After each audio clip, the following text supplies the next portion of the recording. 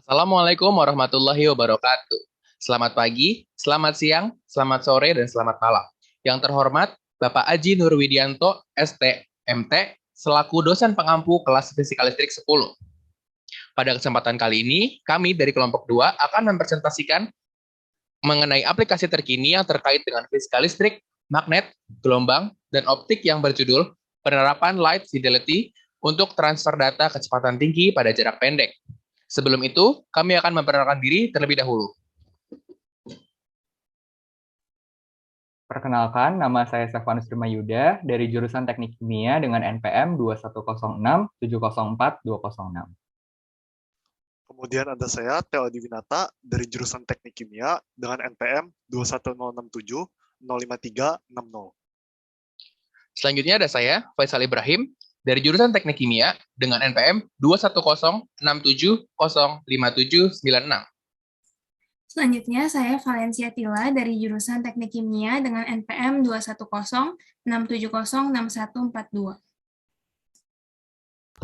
Kemudian, izinkan saya untuk memperkenalkan diri. Nama saya Meti Putra Falsitumorang dari jurusan Teknik Kimia dengan NPM 21067061155. Perkenalkan, nama saya Christian Franky Siburian dari Teknik Komputer, NPM saya 2106731434. Dan perkenalkan, nama saya Muhammad Raja Nusantara dari jurusan Teknik Biomedik dengan NPM 2106732273. Baik, selanjutnya kita akan langsung masuk ke bahasan yang pertama, yaitu mengenai latar belakang yang akan dibahas oleh Matthew Putravel Situmorang. Baik, sekarang saya akan menjelaskan mengenai latar belakang mengapa kita membutuhkan Li-Fi atau Light Fidelity sebagai jaringan yang dapat digunakan oleh masyarakat untuk mentransfer data maupun berkomunikasi. Pada zaman modern ini, kita membutuhkan komunikasi dan transmisi data yang cepat, berkualitas tinggi, serta efisien. Di zaman yang serba modern ini pula, kita tidak lagi membutuhkan komunikasi tatap muka, tetapi bisa dilakukan komunikasi secara online. Untuk dapat melakukan komunikasi atau transfer data secara online, kita hanya memerlukan alat berupa perangkat pintar, berupa smartphone atau komputer ataupun laptop, serta jaringan yang stabil. Wi-Fi dan jaringan seluler sering digunakan oleh masyarakat untuk berkomunikasi secara online, mentransfer data antar pengguna, dan menonton berita, memainkan permainan, ataupun menonton video di internet. Baik, yang pertama akan saya jelaskan mengenai jaringan Wi-Fi atau wireless fidelity. Wireless fidelity adalah sebuah media penghantar komunikasi data tanpa kabel yang bisa digunakan untuk komunikasi atau mentransfer program dan data dengan kemampuan yang sangat cepat. Wi-Fi juga dapat diartikan sebagai teknologi gelombang radio atau komunikasi nirkabel melalui jaringan komputer yang memanfaatkan koneksi antar komputer dengan jaringan Wi-Fi. Pada jaringan Wi-Fi, biasanya memiliki jangkauan hingga 20 meter di dalam ruangan dan dapat memiliki jangkauan yang lebih panjang di luar ruangan. Wi-Fi sendiri bekerja dengan memanfaatkan jaringan area lokal nirkabel atau LAN, Local Area Network, yang dikonfigurasi untuk menjadi Wi-Fi, dan Wi-Fi tersebut akan menerima data dalam bentuk digital dari komputer, dan kemudian data tersebut akan diubah menjadi sinyal nirkabel yang kemudian akan ditransmisikan melalui antena adaptor ke router. Sinyal yang dikirimkan ke router tadi mengirimkan data yang diproses dari internet ke komputer yang terhubung ke adaptor Wi-Fi untuk menerjemahkan data atau dokumen yang dikirim menggunakan gelombang radio. Dan gelombang radio tersebut akan diubah dalam bentuk sinyal dan kemudian dikirim kembali ke router yang bertindak sebagai decoder atau pengubah kode. Data yang dikonversi ditransmisikan melalui internet menggunakan konfigurasi Ethernet. Kemudian yang kedua ada jaringan seluler, yakni sebuah jaringan nirkabel yang menggunakan gelombang radio dan bertujuan untuk meningkatkan kapasitas penggunaan perangkat seluler. Jaringan seluler memerlukan penyedia layanan seluler. Itu adalah perbedaannya dengan Wi-Fi. Kemudian persamaannya yakni Wi-Fi dan jaringan seluler sama-sama menggunakan gelombang radio, tetapi jaringan seluler memiliki jarak yang lebih jauh jangkauannya daripada Wi-Fi selama pengguna jaringan seluler tersebut berada di negara di mana operator seluler tersebut menyediakan layanan. Untuk menerapkan konektivitas nirkabel, jaringan seluler bertukar data antara perangkat lama melalui frekuensi radio tertentu. Data yang dikirim akan dikirim melalui jaringan seluler, kemudian dikirim melalui stasiun pangkalan. Di gambar slideshow tersebut bisa dilihat bahwa yang di tengah merupakan base station atau stasiun pemancar jaringan seluler, dan kemudian agar dapat menjangkau jarak yang lebih jauh, base station tersebut akan menerapkan sel heksagonal, yakni di mana base station tersebut akan mengirimkan datanya ke bagian-bagian sel yang ada di gambar tersebut, dan dibagi wilayahnya dalam bentuk heksagonal agar dapat menjangkau jarak yang lebih jauh. Kemudian, teknologi seluler ini telah berkembang pesat sejak generasi pertama diperkenalkan pada tahun 1980. Generasi pertama yang biasa dikenal dengan 1G merupakan teknologi telepon seluler yang menggunakan metode gelombang radio analog sederhana dan memiliki jangkauan yang sangat sempit serta belum banyak digunakan. Teknologi ini hanya mendukung komunikasi suara atau telepon dengan kecepatan hingga 1,9 kbps.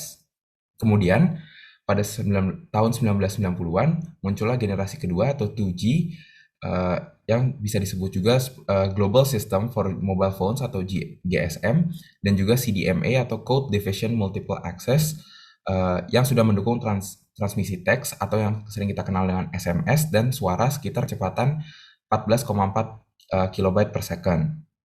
Pada akhir 1990-an, muncul juga teknologi Enhanced Data Rates for GSM Evolution atau disebut dengan EDGE, dan itu dapat dikatakan generasi 2.5 yang memiliki kecepatan hingga 384 kilobyte per second. Dan teknologi tersebut mendukung transmisi multimedia, atau kita dapat mengirimkan video melalui pesan, dan juga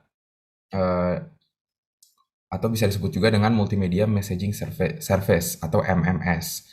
Kemudian dilanjutkan dengan teknologi generasi yang ketiga yaitu 3G yang dikenal sebagai Wideband Code atau WCDMA, Division Multiple Access, yang dapat mendukung mobile internet, roaming, atau akses di luar jangkauan, dan juga internet atau video on demand, music on demand, dan juga games on demand, dan memiliki kecepatan hingga 2 MB per second. Teknologi 3G tersebut kemudian ditingkatkan menjadi High Speed Downlink Packet Access atau HSDPA dengan kecepatan hingga 50 Mbps, sehingga memungkinkan pengguna untuk mengunduh berbagai produk multimedia seperti video streaming, music streaming, mobile TV, game online, dan lainnya.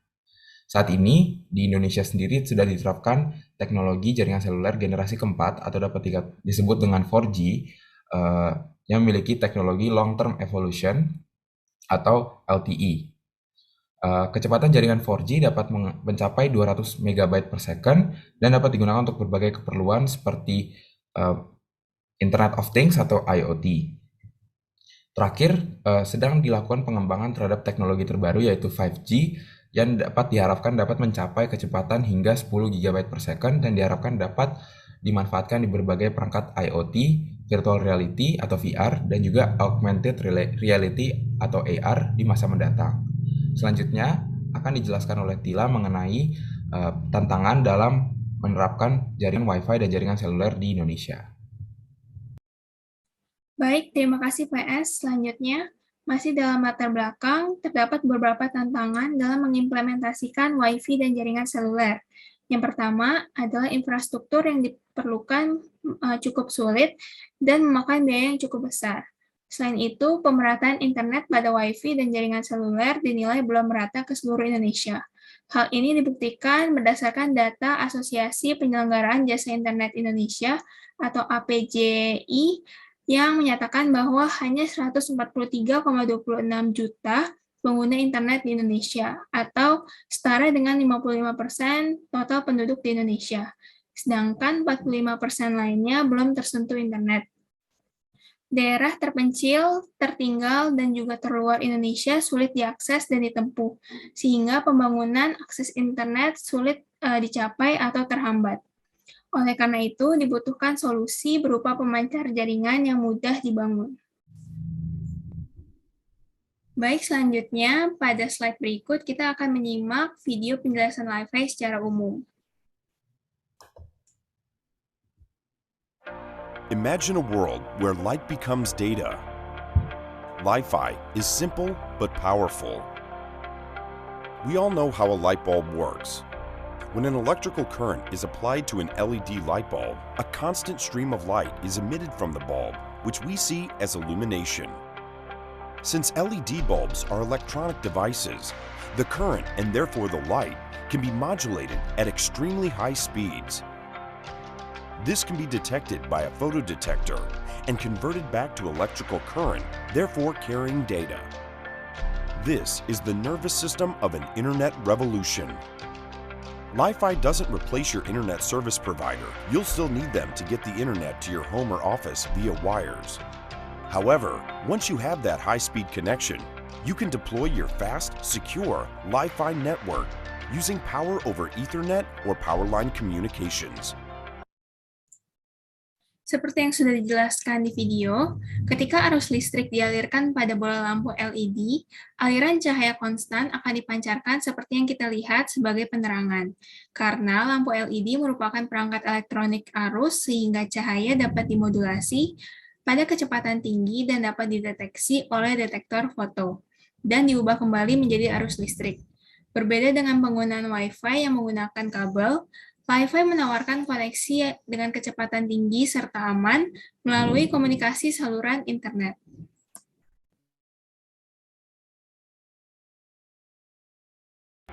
Li-Fi offers greater density than many other radio frequency solutions. For example, if you have an average Wi-Fi router in your office that provides up to 100 megabits per second and 15 people are connected to that router, it means that you might only be able to access 4 megabits per second. However, with a Li-Fi network of lights that offer 42 megabits per light, even if you had only 8 lights in your room, those same 15 people could share more than 300 megabits per second. That's dense and fast wireless communication. Real Li-Fi is also bidirectional, full duplex, and high speed. Data is transmitted and received at the same time, resulting in a really fast, reliable user experience, especially when doing things like Skype calls, video streaming, and virtual reality. Real Li-Fi is fully networked. That means all the lights in your Li-Fi network can speak to each other and hand over as you move around the space. Each light even has its own IP address, which means that you can offer location tracking and geofencing within your network. Seperti yang telah dijelaskan oleh teman saya Tila tadi, Li-Fi menawarkan solusi yang lebih baik dan berkecepatan tinggi dibandingkan dengan jaringan lain yang menerapkan gelombang radio. Sebagai perbandingan, Wi-Fi yang memiliki kecepatan 100 MB per second jika digunakan oleh 15 orang, maka masing-masing pengguna hanya akan memiliki kecepatan di perangkatnya sekitar 4-6 MB per second. Sedangkan Li-Fi yang menawarkan kecepatan sekitar 42 MB per second pada setiap lampunya. Meskipun hanya terdapat 8 lampu, namun 15 pengguna tersebut dapat menggunakan internet dengan kecepatan 300 MB per second. Dari sini terbukti bahwa Li-Fi adalah jaringan nirkabel yang cepat dan efektif.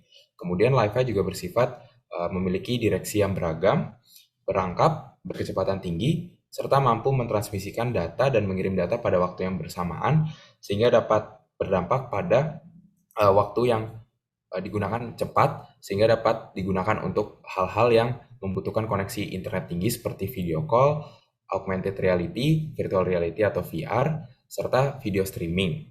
Selain itu, Li-Fi juga saling terhubung dan saling mengirim ataupun mentransmisikan data pada setiap cahayanya. Terakhir, Li-Fi juga memiliki IP address yang berbeda-beda pada setiap cahayanya, sehingga dari sini dapat dimanfaatkan untuk pelacakan lokasi ataupun pembatasan transfer data pada jaringan yang ada. Sekian dari video yang dapat kami sampaikan. Untuk penjelasan Li-Fi lebih lanjutnya akan dilanjutkan oleh teman kami, yaitu Prima. Baik, saya akan menjelaskan mengenai Light Fidelity secara umum. Light Fidelity atau Li-Fi adalah teknologi komunikasi nirkabel yang menggunakan cahaya sebagai media pengantar informasinya. Li-Fi ini menggunakan gelombang cahaya tampak atau VLC seperti yang dihasilkan oleh lampu LED, bukan lampu neon ataupun lampu pijar. Penggunaan lampu LED ini tentunya dapat memudahkan untuk dikontrol dan kecepatannya juga bisa berjalan lebih tinggi. Li-Fi juga memanfaatkan cahaya tampak dengan panjang gelombang sekitar 375 nanometer sampai 780 nanometer. Teknologi ini biasanya digunakan dalam ruangan indoor, sehingga interferensi dari berbagai cahaya dapat diminimalisir. Selanjutnya, kapan Li-Fi pertama kali ditemukan?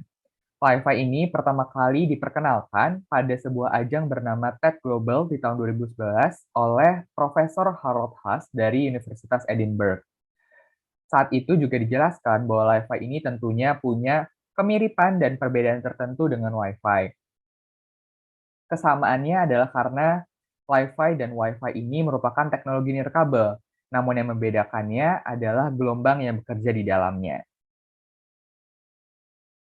Dari pengenalan Li-Fi tersebut juga dapat ditarik manfaatnya nih. Manfaat dari Li-Fi adalah untuk memudahkan kehidupan manusia dalam mentransfer data.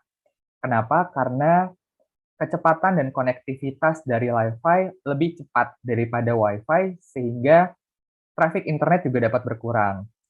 Hal tersebut, manfaat tersebut didapat karena pada saat acara di TED Global di tahun 2011, Li-Fi dengan Wi-Fi ini dibandingkan.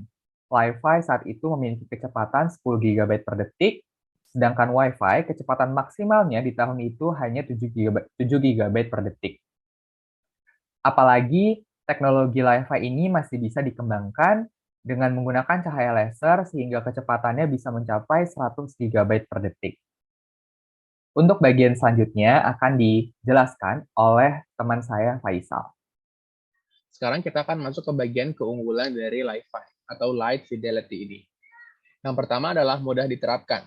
Lampu LED sebagai media penghantar mudah ditemukan di sekitar kita, karena seperti yang kita ketahui bersama, kebanyakan masyarakat sudah menggunakan lampu LED saat ini. Kemudian pengiriman yang cepat. Karena kita menggunakan gelombang cahaya, kita menspekulasikan kurang lebih transmisi data yang diberikan oleh Li-Fi ini kurang lebih sekitar 10.000 kali lipat dari gelombang radio dan dapat mengirim data dengan kecepatan 224 GB per detik.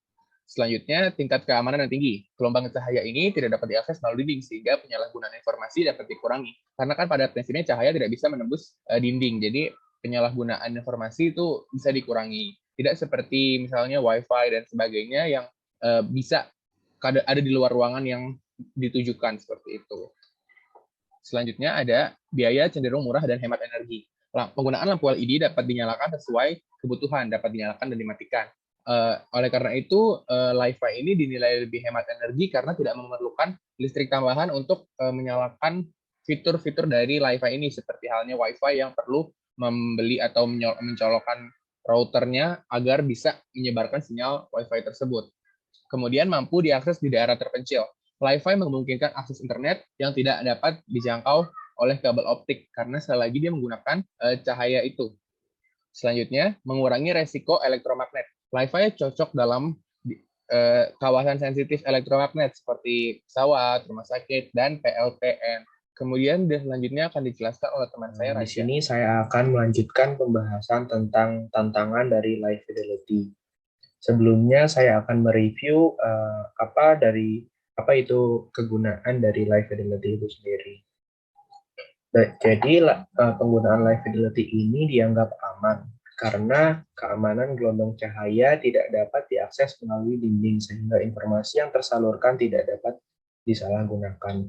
Kemudian transmisi data Light Fidelity tergolong murah karena menggunakan LED dan lebih hemat energi karena dapat dinyalakan sesuai kebutuhan seperti mematikan dan menyalakan lampu. Kemudian dari teknologi Light Fidelity ini juga memudahkan akses internet di berbagai daerah terpencil yang tidak bisa dijangkau kabel optik. Selain itu juga Light Fidelity juga cocok digunakan di daerah sensitif elektromagnetik seperti pesawat, rumah sakit, dan pembangkit nuklir karena mampu mengurangi polusi elektromagnetik yang dihasilkan gelombang radio. Kemudian dari tantangan Light Fidelity ini, walaupun Light Fidelity memiliki banyak keunggulan, ternyata teknologi Light Fidelity masih memiliki beberapa kelemahan dan tantangan. Penerapan secara base station pada langit-langit ruangan membuat Light Fidelity memerlukan pandangan langsung ke perangkat tujuan atau direct line of sight yang sempurna untuk mengirimkan data, di mana juga harus dilengkapi receiver khusus seperti koneksi inframerah, pada gadget jadul. Tantangan kedua yaitu memikirkan bagaimana sih caranya agar data dikirim kembali ke pemancar secara optimal. Selanjutnya, saya akan menjelaskan bagaimana cara kerja dari live fidelity ini. Live fidelity ini membutuhkan dua sumber cahaya yang berada pada masing-masing ujung perangkat. Sumber cahaya yang biasa digunakan yaitu LED dengan kepanjangan light emitting diode, dan pada ujung-ujungnya light sensor atau detektor foto. Ketika LED bersinar, cahaya sensor akan segera mendeteksinya dan mengartikan sebagai biner 1 dalam jumlah cahaya LED tertentu. Sebuah pesan akan dikirim dan ditangkap sensor cahaya pada sebuah perangkat. Live fidelity ini akan menggunakan beberapa warna pada cahaya LED, sehingga menciptakan bangunan informasi yang sangat besar untuk dikirim sekaligus. Hal ini terbukti pada penggunaan laser hijau dan merah secara bersamaan, mampu mengirimkan sebuah data pada kecepatan 1 Gbps sehingga dapat disimpulkan apabila bertambah warna, maka kecepatan juga turut bertambah. Demikian penjelasan dari saya. Kemudian akan dijelaskan oleh Tila. Baik, selanjutnya saya akan menjelaskan tentang komponen-komponen dalam LiFi. Yang pertama ada lampu LED, yang berperan sebagai sumber cahaya dalam media transmisi serat optik. Kombinasi pergerakan elektron dan hole dalam LED akan memacu pelepasan energi berupa foton ketika diberi tegangan maju atau forward bias, yang akan ditangkap oleh fotodetektor atau fotodiode. Lalu komponen yang kedua ada fotodiode atau fotodioda, yang merupakan alat semikonduktor yang berfungsi mengubah cahaya menjadi arus listrik. Umumnya, fotodioda memiliki lensa dan fiber optik yang terpasang di permukaan sebagai pendeteksi cahaya. Cahaya yang dapat dideteksi antara lain inframerah, cahaya tampak, cahaya UV, dan sinar X. Terdapat dua model pengoperasian pada fotodioda, yaitu fotovoltaik dan juga fotokonduktif. Selanjutnya, komponen yang ketiga adalah image sensor atau sensor gambar, yang merupakan komponen yang dapat mengubah gambar optik menjadi sinyal elektronik. Image sensor terdiri dari jutaan fotodioda yang akan menghasilkan listrik yang didapat dari dampak yang ditimbulkan foton sehingga mengubahnya menjadi arus listrik yang akan diteruskan ke sensor gambar. Berikutnya akan dijelaskan oleh teman saya, Christian.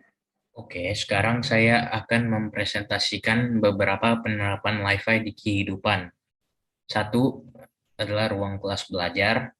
2, ruang operasi rumah sakit, tempat di mana fiber optik susah dipasang. 3, rampu lalu lintas, di mana rampu lalu lintas bisa berkomunikasi dengan lampu LED mobil sehingga dapat mengurangi jumlah kecelakaan. 4, mengubah ribuan lampu jalanan menjadi LiFi sehingga dapat mentransfer data. 5, transportasi udara seperti Wi-Fi pesawat. 6 adalah pabrik kimia di mana frekuensi atau transmisi lain bisa dianggap berbahaya. Penerapan LiFi di ruang kelas pertama kali di Hegel Gymnasium, Stuttgart, Jerman. Cara kerja LiFi itu adalah, pertama, array LED akan dipasang di langit-langit kelas. Kedua, informasi akan diumpamankan oleh server ke LED rangkaian driver yang akan mengirimkan data. 3, LED akan mengirim data dengan berkedip pada kecepatan yang sangat tinggi dan dalam bentuk data biner 0 dan 1 yang akan dikirim ke penerima. Sirkuit driver LED mengontrol kerja dari LED sehingga mengontrol aliran data. Kelima, penerima yang dipasang di setiap meja akan menerima data dan mengubahnya menjadi sinyal elektronik. 6, sinyal elektronik akan dikirim ke perangkat umum dari penerima menggunakan kabel data. 7, proyektor menampilkan data melalui smartboard. 8, intensitas cahaya dapat dikurangi sehingga komunikasi tetap terjadi dan data yang diproyeksikan dapat dilihat dengan mudah. 9, Papan pintar juga dapat mendeteksi apa yang tertulis di papan tulis dan dapat ditransfer ke siswa sehingga dapat menghemat waktu. Oke, berikutnya adalah rencana pengembangan LiFi yang akan dibicarakan oleh teman saya, Theo. Sekarang saya akan menjelaskan rencana pengembangan LiFi untuk masa depan. Yang pertama, transaksi. LiFi dapat dikembangkan menjadi alat untuk transaksi jual dan beli. Alat transaksi jual dan beli menggunakan LiFi itu lebih cepat dan aman. Alat transaksi dari LiFi itu lebih cepat karena LiFi ini transfer datanya lebih cepat atau lebih tinggi kecepatannya dibandingkan alat-alat yang lain. Lalu, transfer atau transaksi menggunakan LiFi ini itu lebih aman karena diberi proteksi tambahan.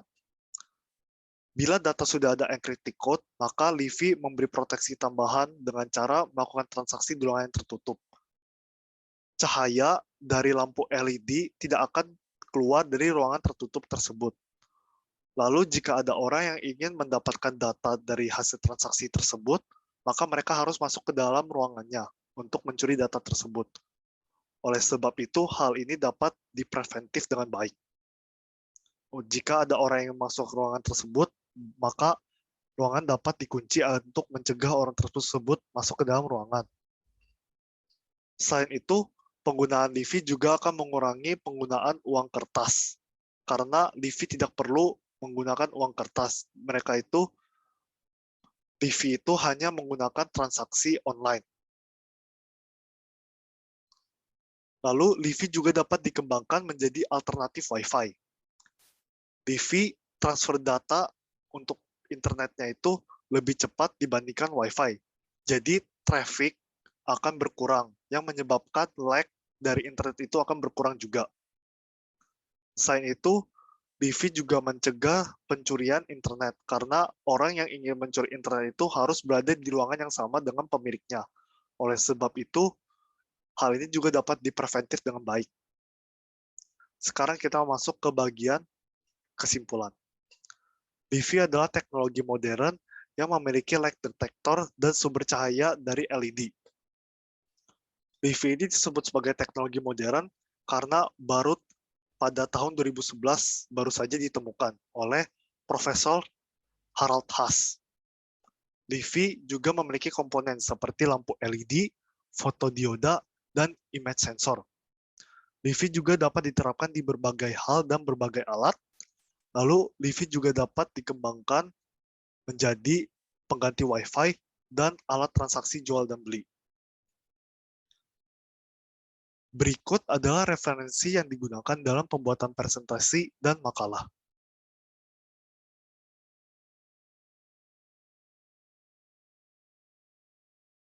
Sekian presentasinya.